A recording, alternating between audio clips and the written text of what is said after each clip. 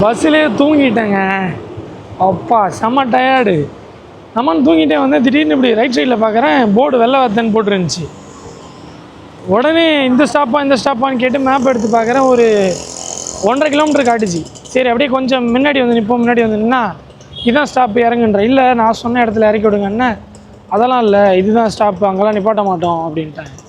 நான் பேசுகிறதே புரியல உங்களுக்கு. ஆனால் இங்கே நிப்பாட்டுவீங்களா பரிஸ்தா ஸ்டாப் அவங்க சொல்கிறேன்.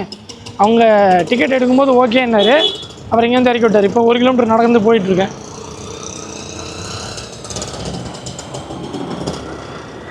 நல்ல வேலை தூங்கி இருந்தால் என்ன வருது, அந்த பஸ்ஸு எங்கே போதோ பஸ்ஸு கூட போய் இறங்கிட்டு அங்கேருந்து திருப்பி இன்னொரு பஸ்ஸு பிடிச்சி வந்திருக்கணும்.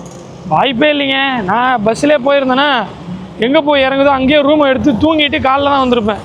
அவ்வளோ டயர்டு எனக்கு. ஸோ இது வந்து வெள்ளவத்தையில் ஒரு சர்ச்சுங்க. காலையில் தான் நிறைய கோவிலெலாம் போய் பார்க்கணும். ஸோ இங்கே வந்து பார்த்துக்கிட்டிங்கன்னா நிறைய விஷயங்கள் வந்து புதுசாக இருக்குது. ஆட்டோவில் வந்து அந்த ஆப்பம் இருக்குல்ல, ஸ்ட்ரிங் ஆப்பர்ஸ், நம்ம இடியாப்பம் சொல்லுவோம்ல, அது அந்த இது ஸ்நாக்ஸ் ஐட்டம் எல்லாமே ஆட்டோலேயே வச்சு வைக்கிறாங்க.